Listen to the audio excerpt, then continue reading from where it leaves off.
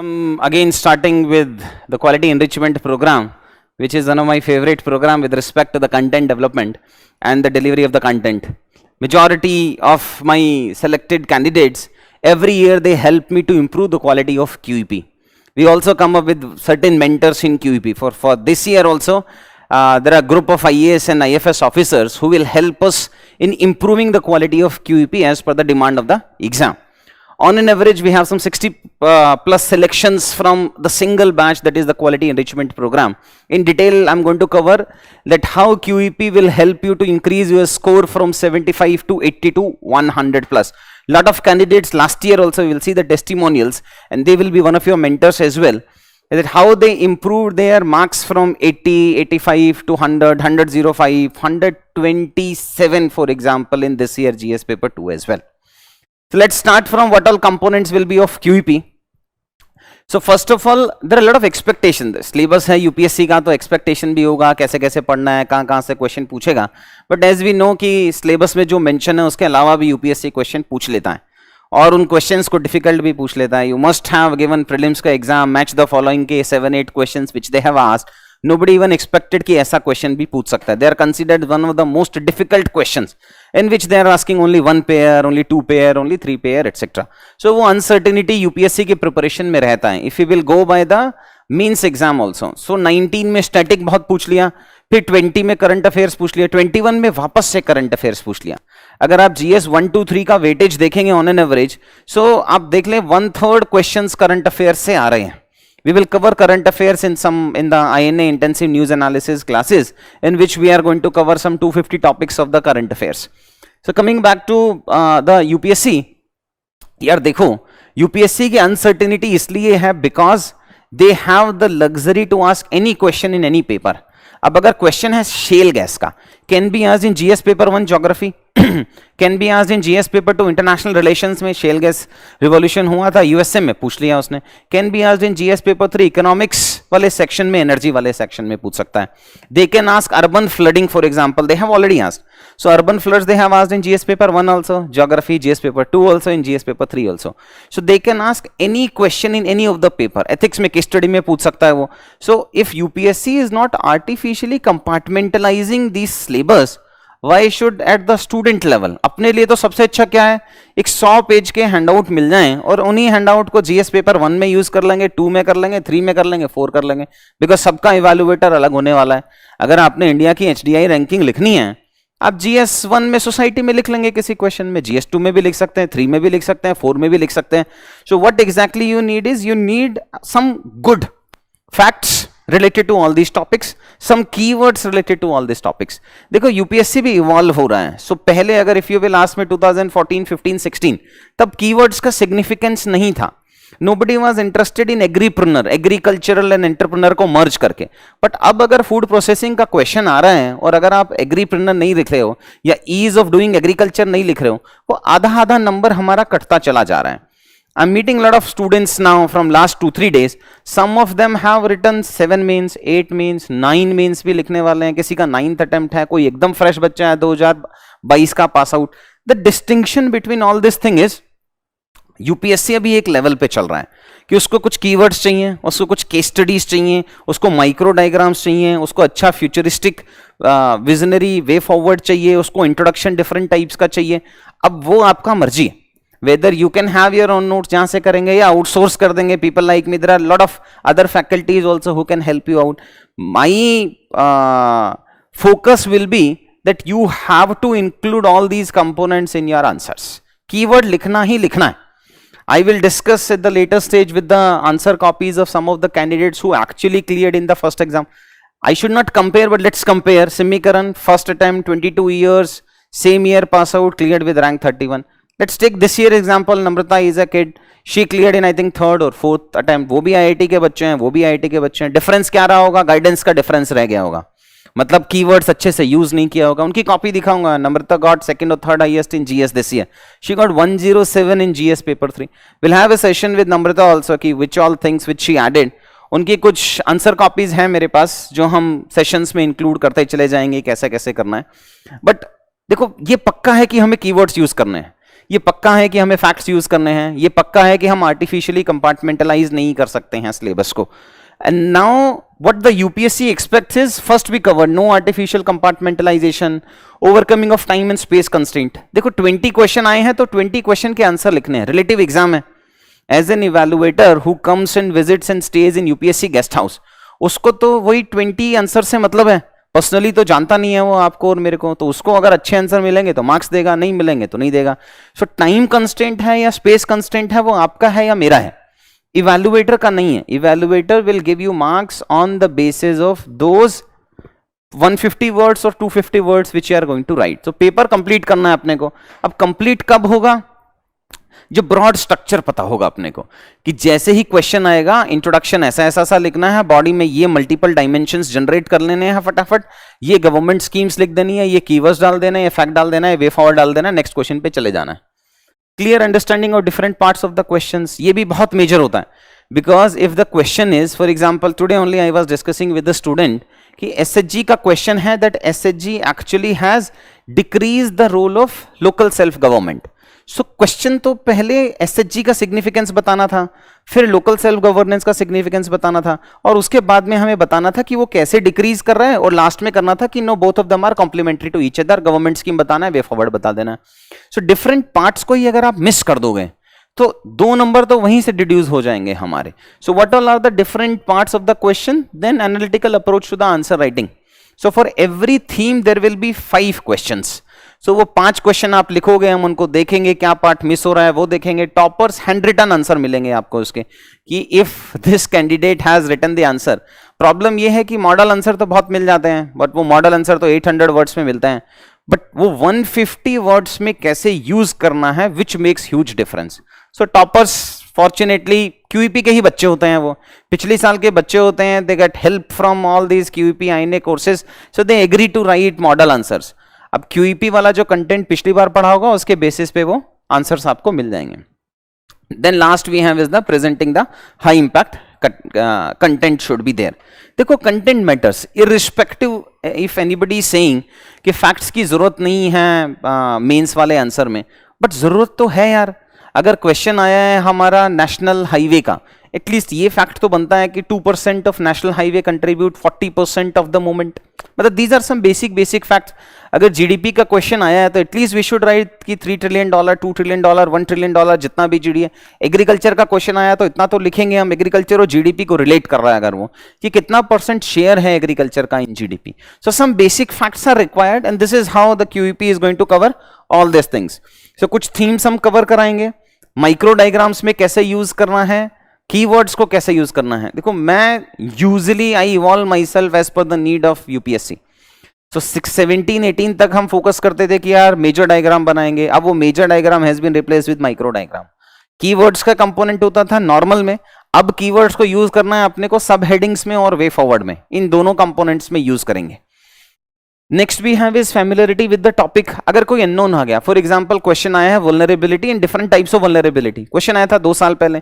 So different type of vulnerability and all we have already covered. So आपको पता होगा कि वल्नरेबिलिटी इकोनॉमिक भी हो सकती है, सोशल भी हो सकती है, साइकोलॉजिकल भी हो सकती है, ज्योग्राफिकल भी हो सकती है. सो अगर फेमिलियरिटी है कुछ एक्सपेक्टेड टॉपिक से, so when I am going to start those themes, जैसे one of the theme is disaster management. So disaster management पे प्रीवियस ईयर कितने क्वेश्चन आए हैं पहले उसको डिस्कस कराऊंगा मैं, फिर एक्सपेक्टेड 4 या 5 क्वेश्चंस बताऊंगा कि ये 4 या 5 क्वेश्चंस एक्सपेक्टेड हैं. उन क्वेश्चंस में से 50-60% क्वेश्चंस के हम मॉडल आंसर देंगे, बचे हुए क्वेश्चंस आपको खुद करने हैं and then we can discuss. Conceptual base content आप एक बार वीडियो के डिस्क्रिप्शन में हैंड आउट होगा, वहां से आप देख लेना कि किस टाइप का आपको कंटेंट मिलेगा. Content is broadly divided into, सबसे पहले एक फैक्ट शीट होती है, 1 पेज का फैक्ट होगा, फिर कुछ कीवर्ड्स होते हैं जो क्लास में डिस्कस करते हैं, कहां यूज कर सकते हैं वो भी डिस्कस करते हैं. देन कुछ केस स्टडीज होंगी. Case studies are divided into international case studies. क्या है? पॉवर्टी है, तो इंटरनेशनल में पॉवर्टी का क्या क्या है, नेशनल लेवल पे क्या क्या है, और डिस्ट्रिक्ट या स्टेट लेवल पे क्या क्या है. So case studies will be divided into this way and then expected कुछ static concepts कवर कराना है, कुछ छोटा मोटा करंट का कंसेप्ट कवर कराना है, वो कंपोनेंट रहेगा. Then this is how some examples where UPSC should ask this question here but they have asked somewhere else. जैसे CPEC है यार, China Pakistan economic corridor, one belt one road initiative. International relation में पूछना चाहिए GS2 में, but उन्होंने पूछा हुआ है GS3 के अंदर. UPSC kingdom, UPSC rule. NITI Aayog का पूछा है वाली प्लानिंग कमीशन, वो भी GS2 में पूछना चाहिए इंस्टीट्यूशंस में, वो भी GS3 में पूछा हुआ है। एंड IRNSS का क्वेश्चन GS3 में पूछना चाहिए साइंस एंड टेक में, वो GS1 में पूछ लिया इन्होंने। Similarly keen interest on Arctic region, अब आर्कटिक इंटरनेशनल टॉपिक है, GS2 में पूछना चाहिए और GS1 में पूछ लिया। There are lot of questions which UPSC has asked in some other. Problem क्या होता है ना, GS1 और 2 तो सेम डे होता है, तो आप एक दिन पहले रिवाइज करते हो। GS3 होता है नेक्स्ट डे, तो आप रिवाइज ही नहीं करते हो, वो मेजर लॉस हो जाता है। If you will go through the compartmentalization phase, वो मेजर प्रॉब्लम होगा। So these are the various questions which UPSC has asked actually, not in the traditionally और एज पर द सिलेबस नहीं पूछा उसने, किसी और पेपर में पूछ लिया। This is question of UPSC mains 2021 में ही देख लो आप, जो लास्ट ईयर में पूछा, crypto currency etcetera and all. अब GS3 में पूछना चाहिए साइंस एंड टेक में, अब क्रिप्टो करेंसी को GS1 में पूछ रहा है वो, बट ठीक है, GS3 को आप रिवाइज करोगे नेक्स्ट डे में, या उसने एक दिन पहले पूछ लिया, आपने रिवाइज ही नहीं किया है। गिग इकोनॉमी का क्वेश्चन है, वो भी GS1 में पूछ लिया उन्होंने। फिर discuss the desirability of greater representation of women in higher judiciary, वो GS2 में पूछ लिया है, वो वाला रादर देन सोसाइटी में पूछना चाहिए था उसको। And then we have, so all these questions are there. Conclusion यहां से ये निकल रहा है कि कंपार्टमेंटलाइजेशन हम नहीं करेंगे बिकॉज यूपीएससी नहीं कर रहा है। आपने अपने बेसिक फाउंडेशन क्लासेस एटसेट्रा में कंपार्टमेंटलाइज किया है जो जरूरत है, but when it comes to what all are the components of a good answer, good answer में इंटरकनेक्टेड पॉइंट्स होने चाहिए। अगर डिजास्टर का पॉइंट बता रहे हो तो उसमें हिस्टोरिकल पॉइंट होना चाहिए।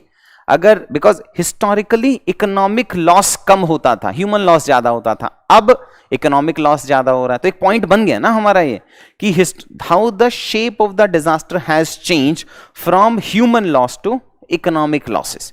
सो आर्टिफिशियल कंपार्टमेंटलाइजेशन हमें नहीं करना है। These are the 15 themes which we are going to cover this year.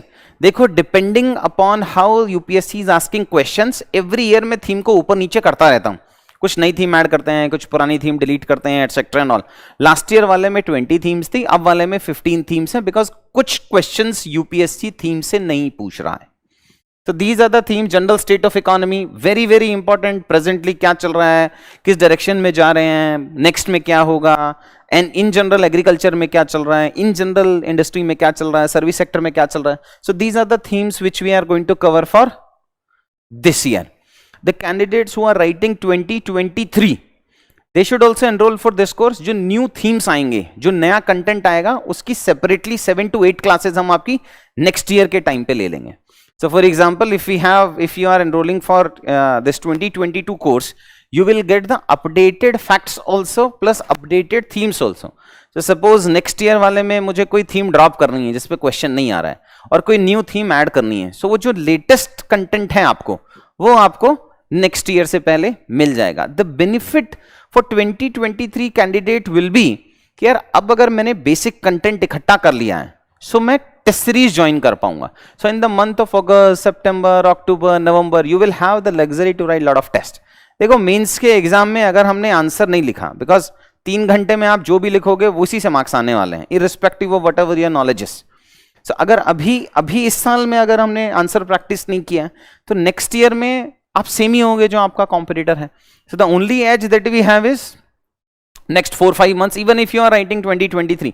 ये काफी बच्चे हैं बॉर्डर लाइन में आ रहे हैं, सर 75 मार्क्स आ रहा है, 80 मार्क्स आ रहा है, 85। अरे यार, या तो यूपीएससी की प्रिपरेशन छोड़ के जा रहे हो, तब तो अलग बात है।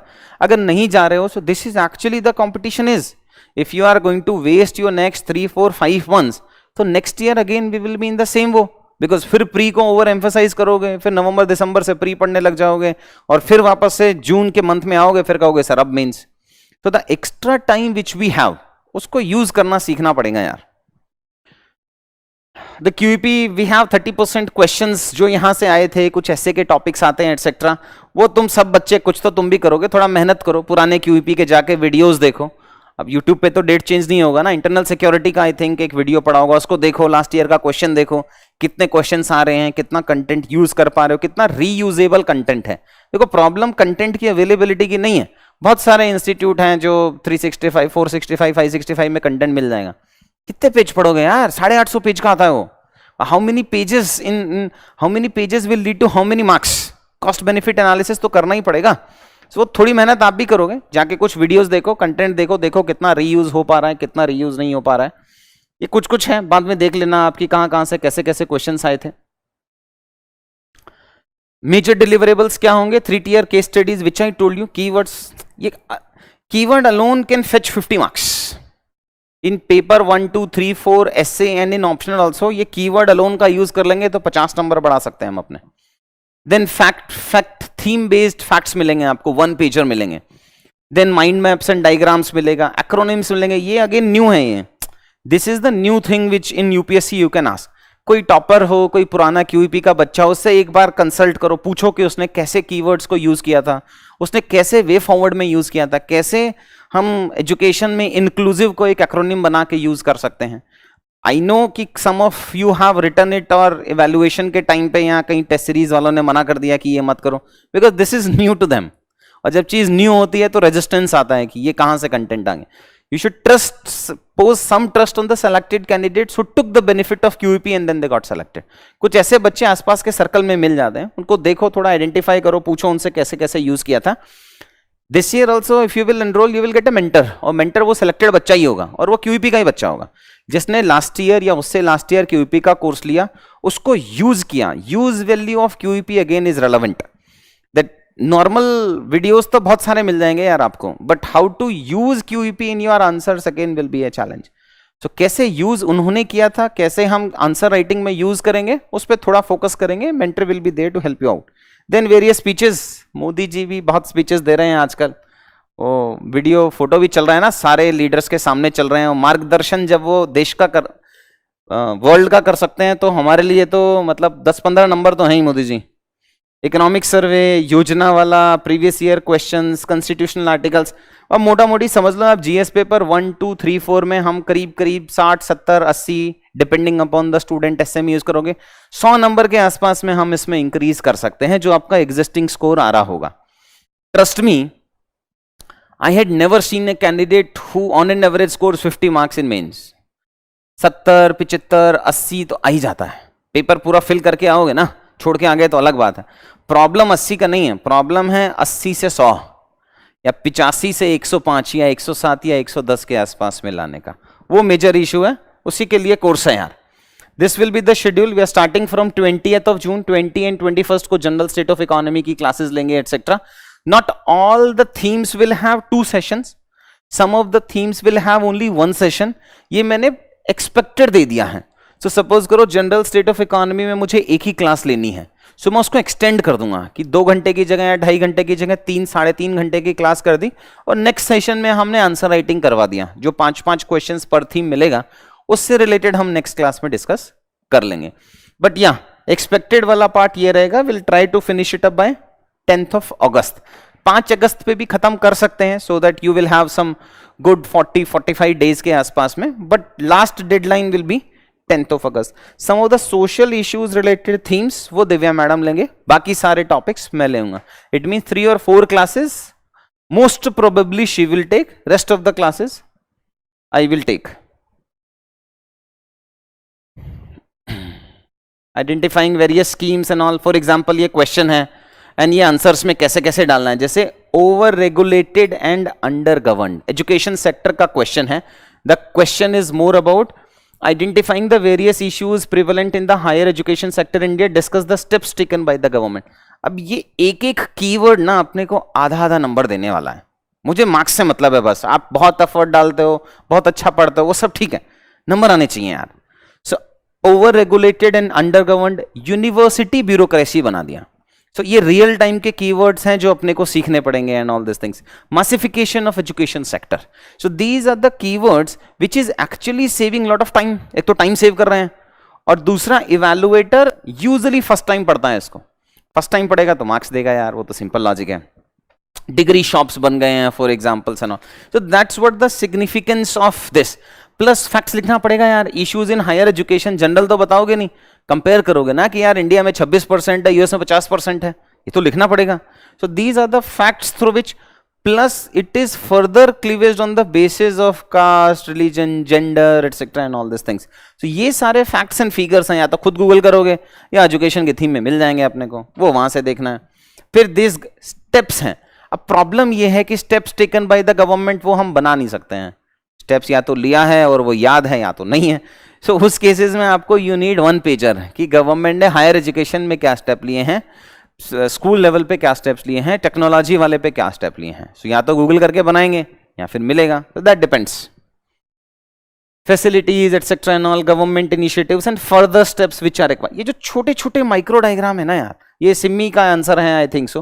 ये छोटे छोटे जो डायग्राम्स हैं, माइक्रो डायग्राम्स हैं, ये हाफ 1 मार्क्स के आसपास में। Then we have this will be the content, जो हमने कंटेंट दिया होगा, challenges 1 2 3 4 5, 3 out of this, substandard, governance वाले component etcetera and all this things. ये कीवर्ड्स दिए हैं for example. So this is over regulated and under govern बन गया। From right to education to right to learning बनाना है, ये way forward में यूज कर सकते हैं अपन।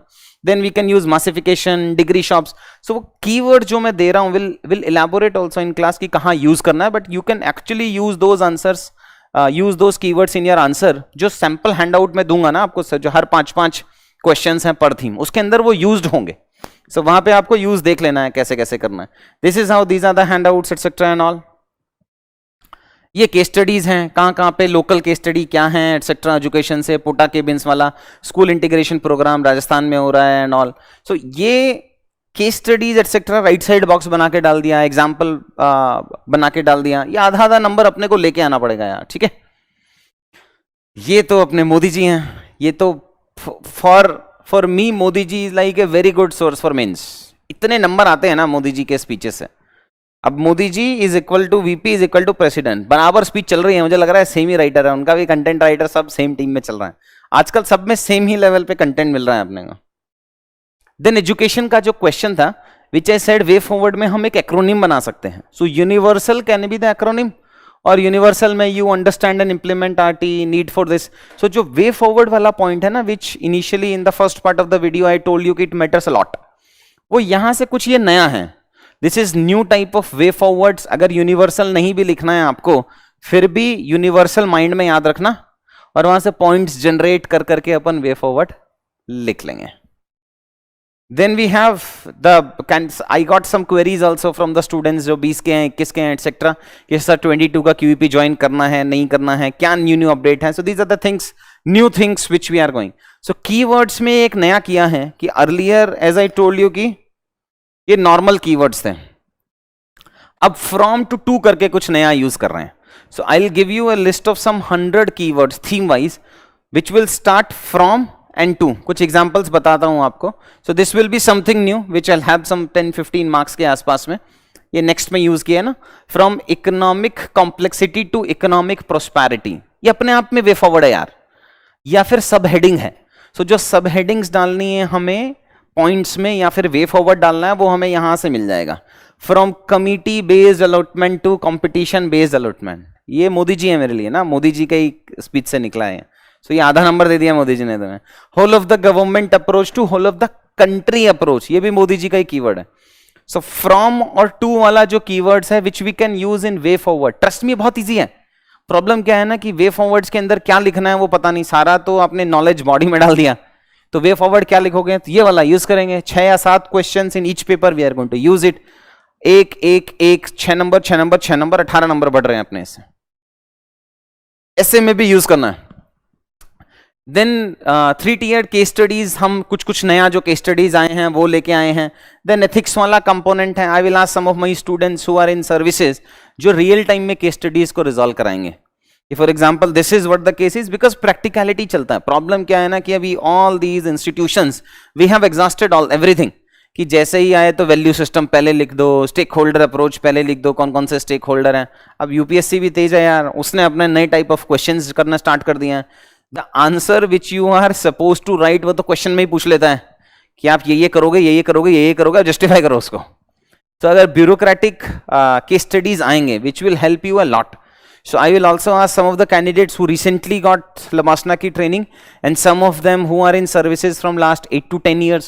For example, जो interview के time पे कराते हैं ना, कि in interview I asked some 2004-5 batch IAS officer, some 2011-12 batch and 2016-17 batch. So उनसे कुछ case studies कराएंगे etc and all, ज्योग्राफी की क्लासेस कराएंगे, ज्योग्राफी यूजली इग्नोर्ड रहता है, सो कुछ हैंड आउट देंगे और कुछ 2-3 क्लासेस कराएंगे किस टॉपिक्स पे चलना है, कुछ माइक्रो डायग्राम्स बनाएंगे theme based, I will give you a listing. Fortunately again lot of selected candidates, they help me, as I told you, in every year QEP. So one of the input which I received from one of the foreign services का बच्चा is कि he will give me the summary of all the themes which I shared. तो उसने अपने notes बनाए थे, उसने बोला सर मैं टाइप करके देता हूँ आपको. तो वो क्या करेंगे कि वो सारे जो हमारे QEP के थीम्स है उसके 2-2 पेजर नोट्स दे देगा और उसमें कुछ स्पेस छोड़ा होगा कि वहां पे आप वैल्यू ऐड कर सकते हो. तो आपको समरी वहां से मिल जाएगी. जैसे 80% QEP का कंटेंट होगा, 20% उन्होंने अपनी तरफ से वैल्यू ऐड किया होगा, 10-15% आप अपनी तरफ से वैल्यू ऐड कर लेना. सो ये यहां से मिलेगा. And critical analysis of important legislations and bill. Pre में भी बिल्स एंड लेजिस्लेशंस का वेटेज इंक्रीज हो गया और मेंस में भी इंक्रीज हो गया. प्लस लेटेस्ट स्टैटिस्टिक्स, कोविड के बाद तो बहुत कुछ चेंज हो गया. So these are the new keywords which I just told you. UPSC expectations and all this things, ठीक है यार, वो मतलब ओवरकमिंग करना ही है वो. Unless and until you have developed a way of writing answers generating dimensions in just 30 seconds, तो 7 या 8 मिनट में क्वेश्चन कंप्लीट नहीं हो सकता है. फिर 2 या 3 क्वेश्चन अपने को छोड़ना ही पड़ेगा. I will not go much detail into how breadth will be there, depth will be there. Simple है, पिछले साल का इंटरनल सिक्योरिटी का वीडियो है, यूट्यूब पे जाओ, थोड़ी मेहनत करो, उसको देख लो. या कोऑपरेटिव फेडरलिज्म का होगा या गुड गवर्नेंस का होगा. काफी सारे वीडियोस आपको QEP के मिल जाएंगे. अगर आपको लगता है कि वो यूजफुल है तो एनरोल करेंगे, नहीं लगता है तो नहीं करेंगे. These are some of the selected candidates of previous year. Last year वाले भी काफी सारे, ये सब ये अलग अलग स्टोरी है. ये यूट्यूब पे जाओगे तो जाके स्टोरी पढ़ना इनकी. This for this year candidates who took QEP last year वाले पार्ट में, she got I think second highest और थर्ड हाईएस्ट इन GS. अच्छा बच्चा. इससे सेशन कराएंगे. आई will not share his story, he himself will share his story. First attempt became IAS, वो खुद से बताएंगे कि क्या हुआ था. ठीक है, आई थिंक दैट्स इट. 15 जून को मिलते हैं यार ओरिएंटेशन सेशन में. 20th से क्लास स्टार्ट है, 20 को मिलते हैं. Good luck. उस डायग्राम में मत, उस don't waste your time into something कि यार यहाँ पे प्री पास हो रहा है या मेंस पास हो रहा है. ये एम्बिवेलेंस में जितना टाइम वेस्ट करोगे, बिकॉज अगर 22 को रिजल्ट आया और नहीं हो रहा है, देखो मोटिवेशन और डीमोटिवेशन ना, ये एक फेज पार्ट है ये एग्जाम का. You can not be motivated for next 95 days, ऐसा नहीं होगा. आज सेशन देखा, कल किसी टॉपर से मिले, परसों लगा रही मैं तो 7 लाइब्रेरी में पढ़ता था, इसका सिलेक्शन हो गया etcetera. You will be motivated for 7 to 10 days. उसके बाद क्या? उसके बाद तो discipline will help you to motivate yourself. So अगर 22 तक नहीं पढ़े और वो डिसिप्लिन नहीं आया, आप सोचो ना, compare your studies now with just before prelims. जो आप 25 मई से 5 जून तक पढ़े थे, वो पेस अभी 5 दिन में तो है नहीं, बिकॉज वो एम्बिवेलेंस लग रहा है, पास होगा नहीं होगा, इतना कट ऑफ CSAT, इसके की में इतना है. And then we start justifying our self कि यार ठीक है, ये आंसर ठीक ही है, इसकी में गलत है, उसकी में गलत है. Again as I told you, मुझे भी मेरी 100 क्वेश्चंस की पे पूरा ट्रस्ट नहीं है. फैकल्टी ने बोला यार ठीक है, मैंने मान लिया. है 2-3 क्वेश्चंस जो मेरे डोमेन के नहीं है. इकोनॉमिक्स मुझे पता है, कुछ डोमेन के क्वेश्चन है which I think answer should be different, they are thinking answer should be different, and UPSC think answer should be different. वैसा होगा. बट अगर आपने ये नेक्स्ट 15 डेज का कोर्स, तो 15 या 20 से स्टार्ट हो रहा है, उसको छोड़ दो आप. अगर नेक्स्ट 15 डेज में आपने वो डिसिप्लिन मेंटेन नहीं किया, तो समझ लो 22 जून से लेके 22-23 जून जब भी रिजल्ट आने वाला है, तो 22-23 सितंबर कब आ जाएगा ना, वो ऐसे ही चला जाएगा यार. और टाइम वेस्ट तो खराबी है. मतलब even if you will not evaluate yourself in these 3 months, but फिर नेक्स्ट ईयर में अपन सेमी साइकिल में बैठेंगे. तो अगर लाइब्रेरी ज्वाइन कर रखा था तो उसको लाइब्रेरी में जाना है, कुछ पढ़ाई कर रहे थे तो उस पढ़ाई को करना है. But don't just waste your next 15 days. जो भी पुराना, और कुछ नहीं है तो ऑप्शनल पढ़ लो यार. ऑप्शनल तो काम आएगा ही ना कभी ना कभी. एथिक्स पढ़ लो, एस्से पढ़ लो, कुछ और पढ़ लो. So whatever you have studied just finish it. मतलब वो फ्लो को ब्रेक मत करना. एक बार वो फ्लो ब्रेक हो जाता है तो फिर वापस से वो फ्लो लाने में बायोलॉजिकली भी 21 दिन लगते हैं. तो don't break that particular flow. 22-23 को देख लेंगे, जो भी रिजल्ट आना है, क्या ही हो जाएगा. साइकिल छोड़ के तो जाने वाले हो नहीं है, यहीं पे रहना है, फिर पढ़ना है. अच्छा है ना, हेड स्टार्ट ले लेंगे थोड़े दिन का. जो नया बच्चा आएगा उससे तो स्टार्ट कर लोगे ना आप पहले. सो अपने को 2, 4, 5, 6 महीने का हेड स्टार्ट मिल जाएगा. That will be a good thing. ठीक है, आज के लिए इतना ज्ञान बहुत है. बाय.